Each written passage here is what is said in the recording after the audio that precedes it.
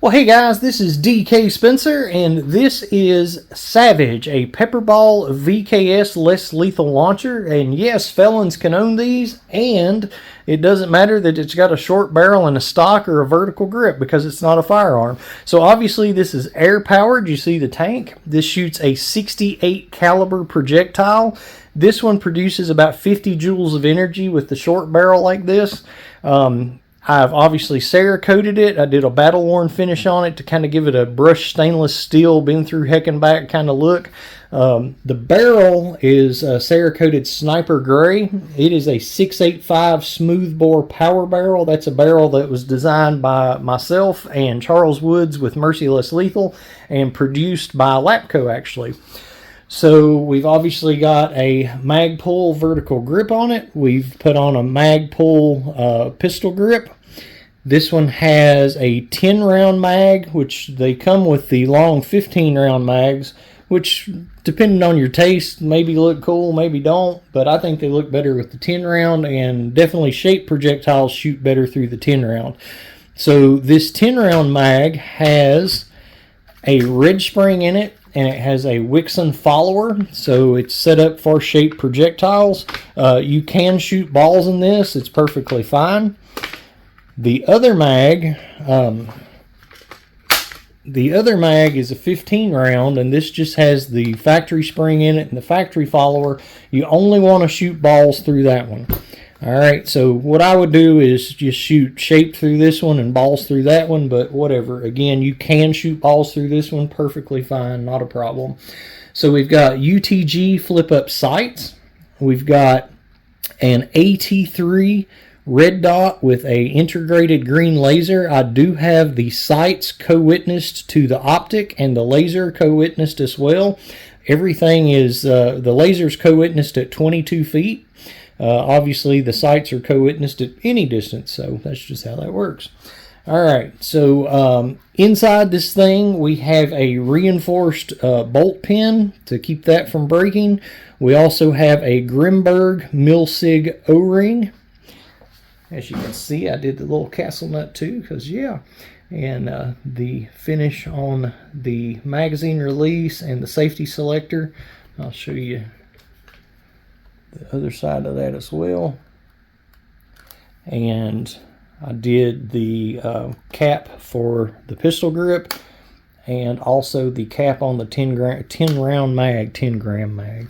I've been talking too much weight and bullets today. Alright, so what else can I tell you about this guy? So if you want to take the barrel out, you're going to take the magazine out, and you actually, these barrels are made just to, quick change in and out. But because this one is also using Wixon detents, and you need to do this if you're using a Grimberg barrel with Grimberg detents, or if you're using a factory barrel or a power barrel and you substitute in the Wixon detents, you want to do this because the power of the force coming out will actually pop this detent out.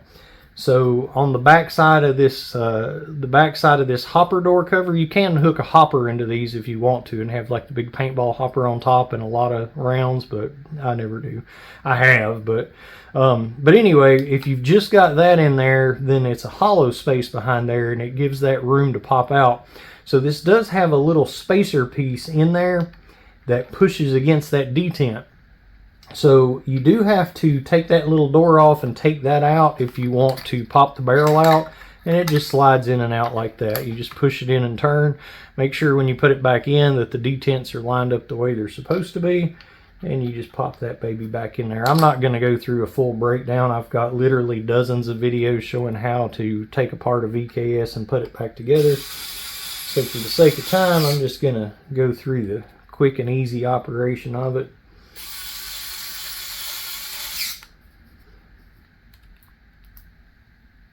Yeah, that was fun, wasn't it? Watching me screw these things back in.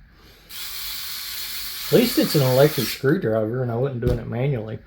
Alright, so obviously your magazine release is just like it is on an AR-15. Your safety selector is just like it is on an AR-15. all right, you can leave the tank engaged, and then just use this right here, your charging handle. So unlike an AR-15 that you're going to pull the charging handle back on and let go, on one of these you push your release here, you squeeze your release right there with your finger, but you push it forward. So, and this one pushes forward really easy. It's a real good ASA in it. Actually, just put a new one in it. So, and then when you're done shooting, you pull that back and it actually releases the air. So there's no, no pressure in the launcher whatsoever. Now, I do suggest if you're storing it for any length of time that you don't leave the bottle engaged into the ASA. And anytime that you fill up the tank, it is a good idea to take the bottle out and actually put some lubrication in there. So to take the bottle out, just like you would with an AR-15, you just pull down on that and slide it out. You want to swing that out of the way and you just unscrew it. So a couple turns, you're good to go. So there's a little hole right down in there. That's where you put your couple drops of oil or a couple of sprays of silicone lubricant. I will send oil with this one.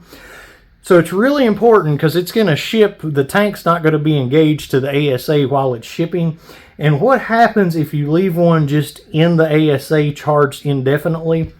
The ASA will just over time become harder to activate, harder, to like push on. So I do suggest, if you're leaving one for any extended period of time, not to do that. Now, what's really important when you're engaging the tank, one thing that people do that mess up is they think you need to screw that tank all the way in, and you do not need to screw it all the way in. What you do, after you put a couple of drops of oil in there, you get it started.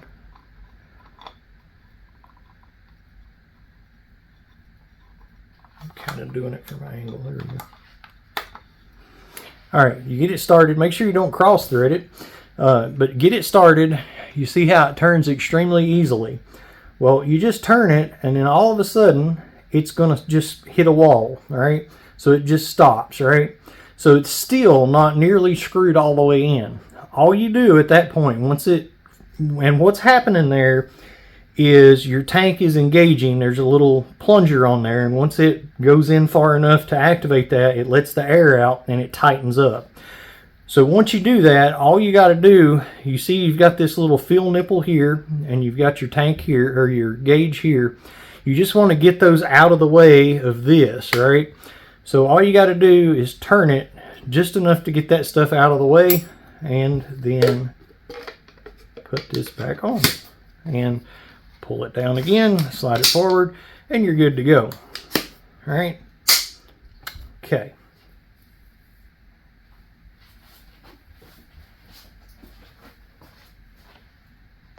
Now let's say you want an even shorter setup than this.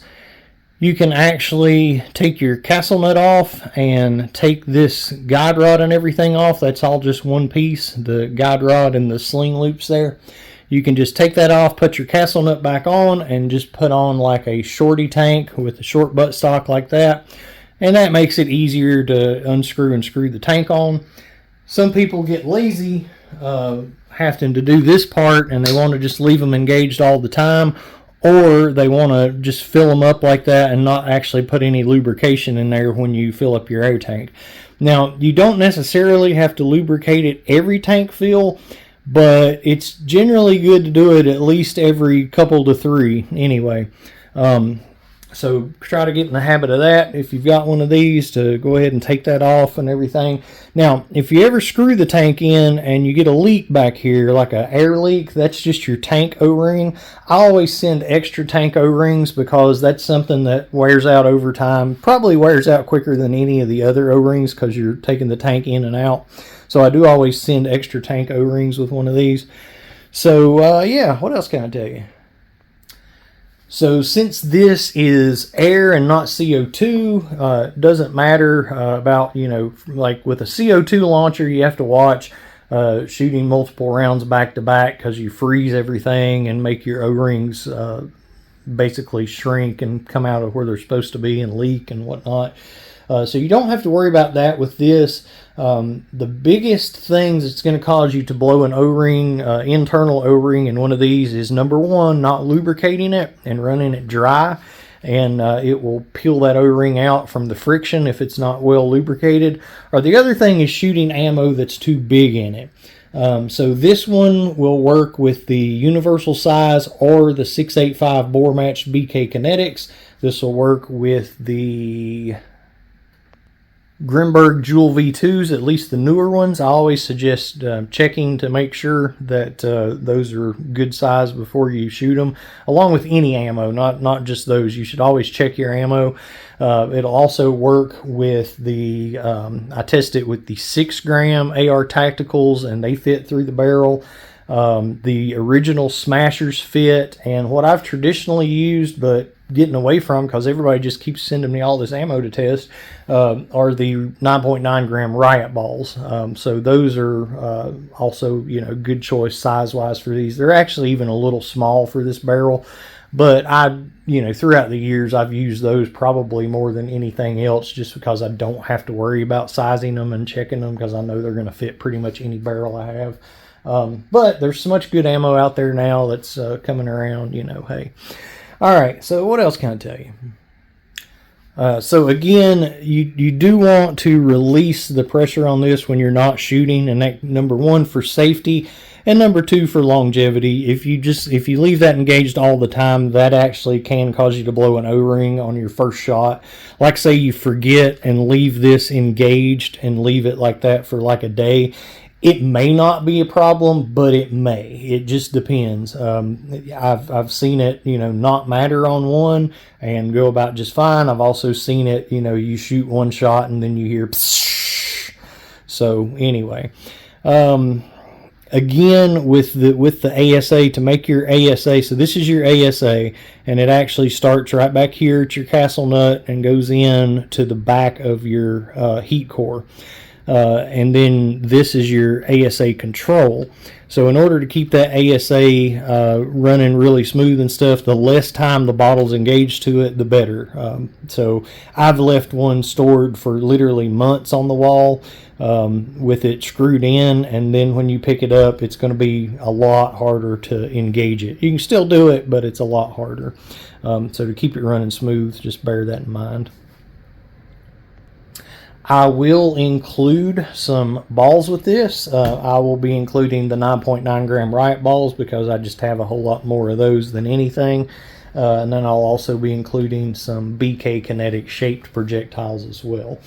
When you're shooting shaped projectiles with one of these, you want to make sure to load them straight, obviously.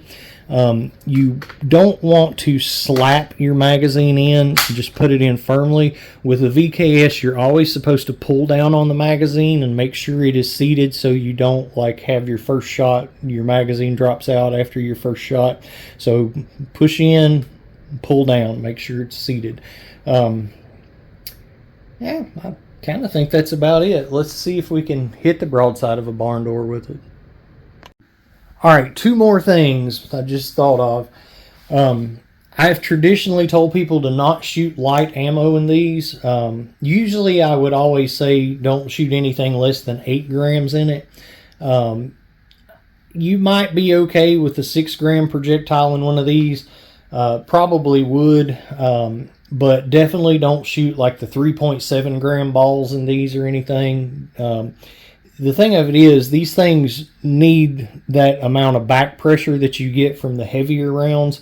So if you're shooting something that's like a 3.7, it's almost like you're dry firing it. And these are not to be dry fired. So that's the second thing. Do not dry fire these. Make sure, count your shots. Try to do that. I'm not saying it's going to break the first time you dry fire it, but if you dry fire one a few times, you really risk breaking that pin in your bolt. So no light ammo and no dry firing.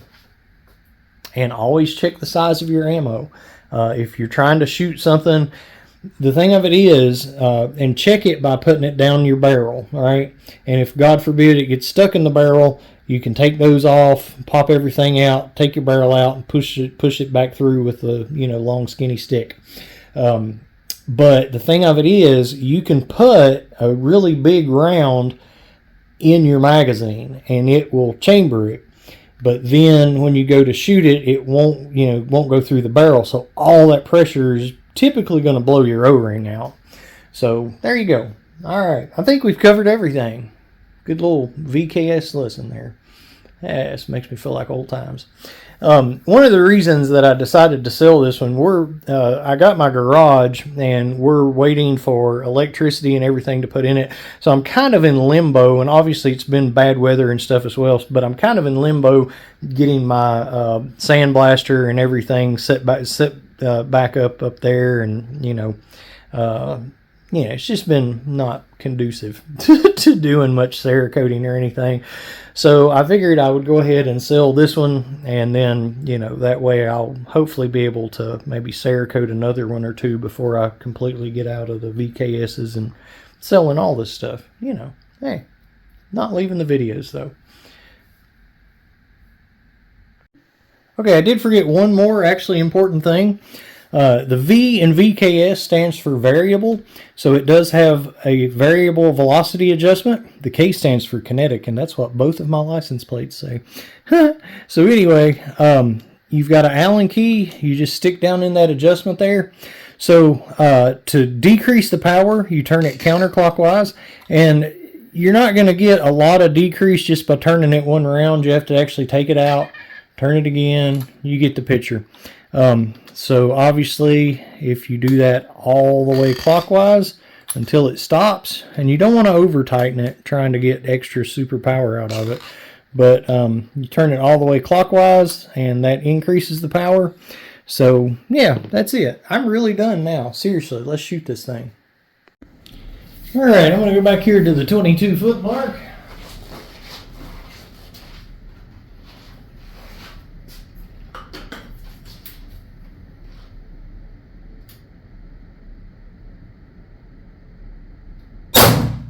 Bullseye.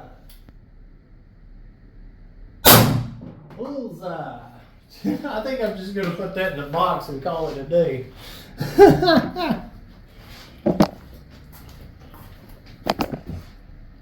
Yeah, I believe that's good. Alright, so we got the goodie bag. We've got a bag that's got tank O-rings, a Grimberg Milsig O-ring, Allen key, oil, extra detents, pack of detents from Home Wrecker for homie's FSC, and a barrel cover for his FSC as well. We've got a bag of BK Kinetics, full bag.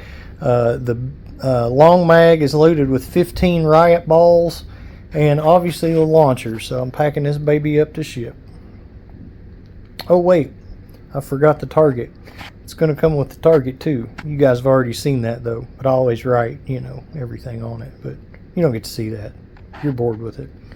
I lied. There's the target again and how it's actually going to ship, because maybe you're curious. Who knows? I don't know. I don't judge. I really don't. But make sure you guys like this video, subscribe to the channel, check it out for a lot of less lethal content, and I'll catch you all on the flip side. Good time.